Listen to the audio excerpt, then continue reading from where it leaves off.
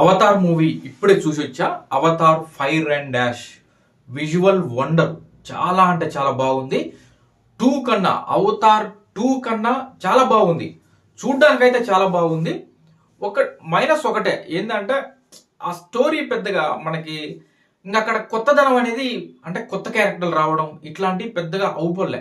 ఇప్పుడు ఎనిమల్స్ కావచ్చు, అట్లాంటిది ఏదైనా సరే కొంచెం కొత్తగా ఇంకొంచెం చూపిస్తే బాగుండు అని నా ఫీలింగ్. ఎందుకంటే ఇప్పుడు అంతా ఆర్టిఫిషియల్ ఏఐలో ఉన్నాం కాబట్టి దీంట్లో ఇంకొంచెం అంటే కొత్త క్యారెక్టర్ ఇంట్రడ్యూస్ అయితే, కొత్త ప్లేసెస్ ఇంకా వేరేది ఏదైనా చూపించుంటే బాగుండు, కళ్ళకి ఇంకా బాగా ఆనందం అనిపించేది అని అనిపించింది.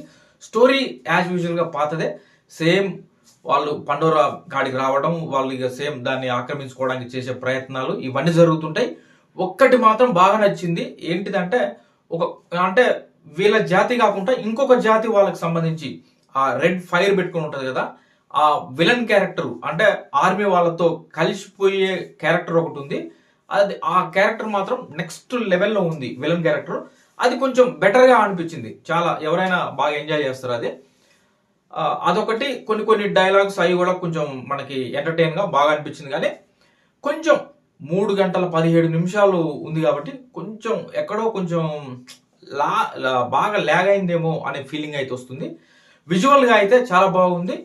ఇంకా కొంచెం ఏదైనా కొత్తగా మనకి ఇప్పుడు ఇంతకుముందు ఏదైతే చూసామో అదే ప్లేసుల్లో అవే వాటితోటి చేశారు. అది కాకుండా ఇంకొంచెం కొత్తగా ఏదైనా చూపించి ఉన్నట్లయితే ఇంకా బాగా ఉండేదని అనిపించింది.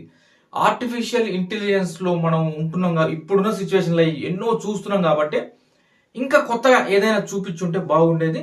స్టోరీ అనేది పాతదే, కానీ విజువల్ గా ఇంకా ఆ కొత్త క్యారెక్టర్స్ ని ఏదైనా ఇంట్రడ్యూస్ చేస్తే ఇంకా బాగుండేదేమో అని నాకు అనిపించింది.